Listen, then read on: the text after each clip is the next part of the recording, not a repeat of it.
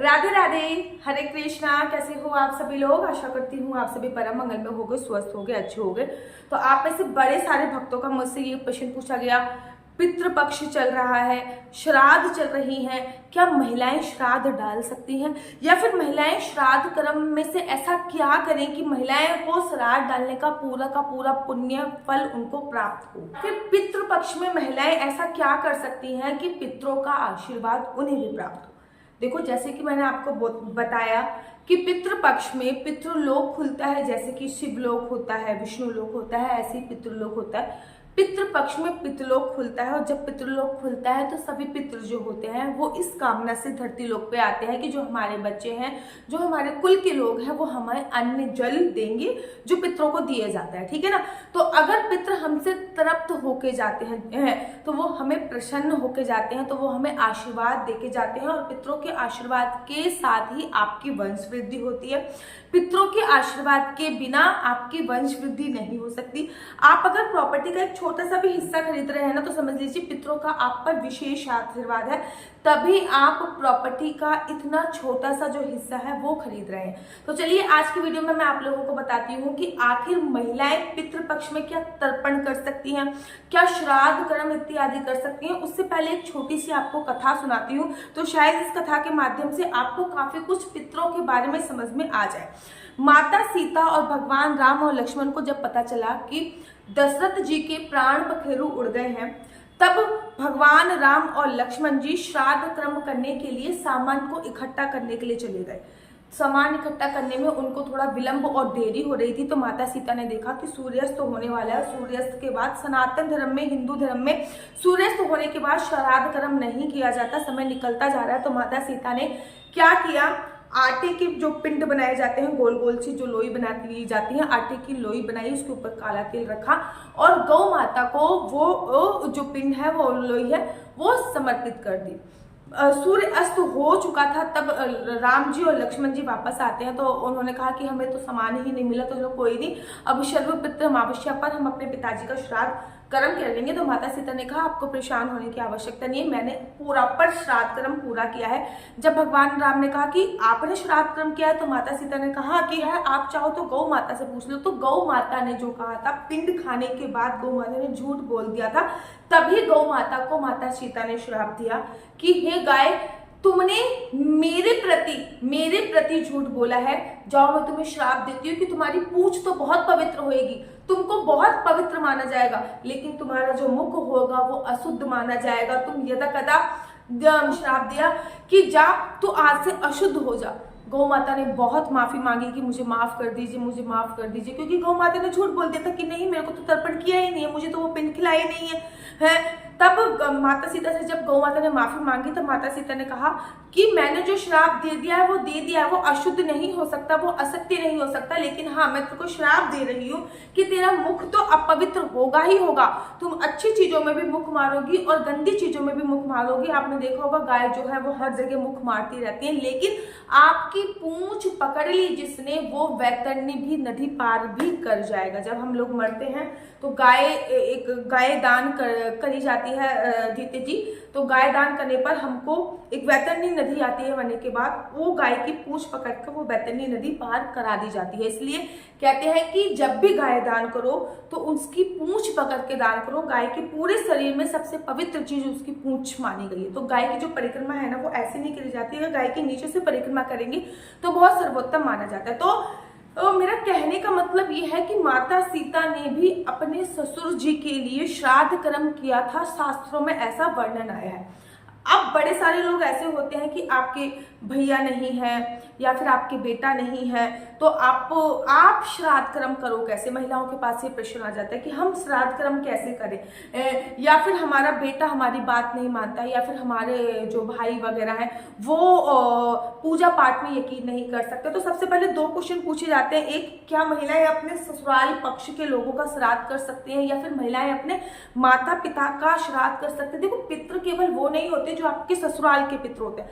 पितृ सभी होते हैं, आपके मायके के जो लोग हैं वो भी पितरों की श्रेणी में आते हैं, लेकिन मायके के जो पितृ होते हैं वो आपके भाई भाभी उन लोगों के लिए पितृ समर्पित हो जाते हैं। लड़कियों को वो कम ही परेशान करते हैं, लेकिन होते तो वो भी पितृ हैं, ठीक है ना। अगर आपका कोई भाई नहीं है या फिर आपके घर में कोई मेल नहीं है तो आप श्राद्ध कर्म कर सकते हो, केवल एक ही शर्त पे कि आपका कोई भाई नहीं है या फिर आपके घर में कोई भी पुरुष नहीं है जो तर्पण कर पाए या फिर जो श्राद्ध कर्म कर पाए। उस बिहाफ पर आप श्राद्ध कर्म कर सकते हो।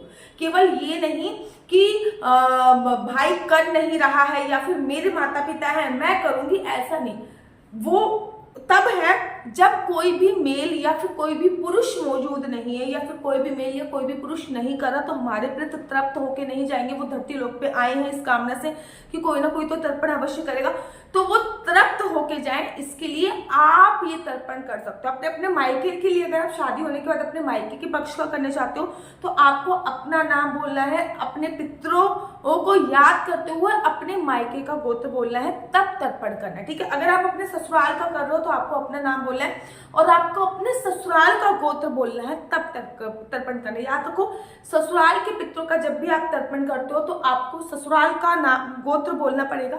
मायके के पितरों का जब भी तर्पण करते हो तो मायकों का गोत्र बोलना पड़ेगा। अब अगर पुरुष घर पे हैं तो महिलाएं क्या कर सकती हैं पितृपक्ष में?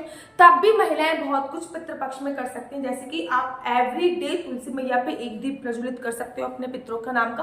तुलसी मैया पर अगर पितरों के नाम का दीप प्रज्वलित कर रहे हो तो वो सरसों के तेल का होगा। वैसे तो तुलसी मैया पे तिल के तेल का या पंचमुखी दिया जलाया जाता है, घी का दिया जलाया जाता है, लेकिन अगर पितरों के नाम का समर्पित कर रहे हो तो वो सरसों के तेल का आएगा। आप पीपल के पेड़ पर एक दिया समर्पित कर सकते हैं। पितरों की जो दिए समर्पित किए जाते हैं ना पितरों के नाम के, वो शाम को किए जाते हैं, तो आप शाम के समय रविवार वाले दिन छोड़ के रविवार वाले दिन पीपल पे दिया समर्पित नहीं करना। पीपल के पेड़ पर रविवार वाले दिन दिया समर्पित कर सकते हो सरसों के तेल का, लंबी बत्ती का। आप किसी भी दक्षिण दिशा की तरफ पितरों के नाम का दिया समर्पित कर सकते हो। आप घर के मुख्य द्वार पे पितरों के नाम का दिया समर्पित कर सकते हो। आप एवरी डे गाय को, कौवे को खाना खिला के अपने पितरों को तृप्त कर सकते हो। या पितृपक्ष में कहते हैं पूरे साल भर आपने किसी भी जीव जंतु को खाना खिलाया, उसके आधार पर अगर आपने कौवे को 16 दिन पितृपक्ष में खाना खिला दिया तो आपको अनंत गुना फलों की प्राप्ति होती है, तो आप ये कर सकते हो। साथ ही के साथ आप गीता के 7वें अध्याय का पाठ रोज 16 दिन तक अवश्य और अवश्य करें। गीता के 7वें अध्याय का पाठ अवश्य करें। आप गीता डोनेट कर सकते हो। आप देखो आजकल ना लेने का शौक सबको होता है गीता, लेकिन कोई पढ़ता नहीं है, तो ना पितृ जो होते हैं हमारे, जो पहले जमाने के लोग थे ना, उनके पास ना हैंकी जरूर मिलता था, मतलब उनके बैग में, उनके पैंट में रुमाल जरूर होता। तो आप ऐसा करो 16-17 रुमाल ले लीजिए, या फिर आपके पास ज्यादा कैपेसिटी है तो व्हाइट कलर का ही लेना है कपड़ा, क्योंकि अंत में हमारे साथ जो जाता है वो कफन जाता है, वो सफेद रंग का ही होता है, बाकी सोना चांदी पैसा सब निकाल लिया जाता है, केवल कफन ही एक लास्ट कपड़ा होता है और वो व्हाइट कलर का होता है। तो व्हाइट कलर के 17-18 रुमाल ले लीजिए। एवरी डे रोज एक रुमाल दान कीजिए अपने पितरों के लिए, आप ये कर सकते हैं, ठीक है। पितृपक्ष में आप अपने पितरों के लिए कुशा का आसन जो होता है वो खरीद के लेके आ सकते हैं, उसमें ब्राह्मणों को भोजन करा सकते हैं। आपके पति ही तो श्राद्ध कर रहे हैं, तर्पण कर रहे हैं, वो सही है, लेकिन श्राद्ध का भोजन आप बना सकती हैं, गौ माता को खाना आप खिला सकती हैं, कौवे को खाना आप खिला सकती हैं, कुत्ते को खाना आप खिला सकती हैं, रुमाल इत्यादि डोनेट आप कर सकते हैं। पितृपक्ष में ना सफेद चीजें दान करने का बहुत विशेष महत्व होता है, तो सफेद चीजें आप जितने ज्यादा हो सके डोनेट कर सकते हैं। गीता के 7वें अध्याय का जितना ज्यादा हो सके आप पाठ कर सकती हैं, दीप प्रज्वलित कर सकती हैं। तो इतना सब कुछ आप पितृपक्ष में अपने पितरों के लिए कर सकती हैं। और मैंने पहले ही बताया कि अगर आपके घर में कोई भी मेल नहीं है, पुरुष नहीं है, तो आप तर्पण और श्राद्ध कर्म भी कर सकती हैं। अगर आपको अपनी मुझसे कुंडली दिखवानी है तो नीचे मेरा नंबर दिया हुआ है 4/9-20-25-65। मैं दोबारा से रिपीट करती हूँ, 4/9-20-25-65। आप अपनी कुंडली मुझसे दिखवा सकते हो। आपका बच्चा जॉब करेगा, बिजनेस करेगा, किस चीज का बिजनेस करेगा, जॉब करेगा, किस चीज की जॉब करेगा, आपके बच्चे का आगे फ्यूचर करियर क्या होने वाला है, आपके बच्चे के कौन से ग्रह उसको प्रभावित कर रहे हैं, कौन से नहीं कर रहे, सभी जानकारी मैं फोन पे ही प्रोवाइड कराती हूँ विद सॉल्यूशंस की उसके उपाय भी क्या क्या है। आपके बच्चा अगर बिजनेस करेगा तो किस चीज में बिजनेस करेगा, जॉब करेगा तो किस चीज में जॉब करेगा, आपके हस्बैंड वाइफ की आपस में नहीं बन रही है तो आपको क्या क्या उपाय करने चाहिए, आपके और आपके बॉयफ्रेंड की शादी हो सकती है, नहीं हो सकती, वो लड़का आपके लिए अच्छा है या नहीं है, ये सारी जानकारी मैं आपको कुंडली के माध्यम से प्रोवाइड कराती हूँ। आपकी कुंडली में राजयोग है या नहीं है, लकी नंबर, लकी कलर, ये सभी जानकारी मैं आपको कुंडली के माध्यम से प्रोवाइड। लेकिन कुंडली देखना फ्री नहीं है, कुंडली देखने के थोड़े से चार्जेस हैं। तो जो नीचे मेरा नंबर दिया हुआ है 4292252565, आप इस पर संपर्क करके मुझसे अपनी कुंडली दिखवा सकते हैं। और अगर आपको मेरी वीडियो अच्छी लगती है तो आप अपना यूट्यूब चैनल हरि बोल को लाइक से सब्सक्राइब करना बिल्कुल भी मत भूलिए। तब तक के लिए मुझे दीजिए इजाजत। राधे राधे, हरे कृष्ण, हरि बोल।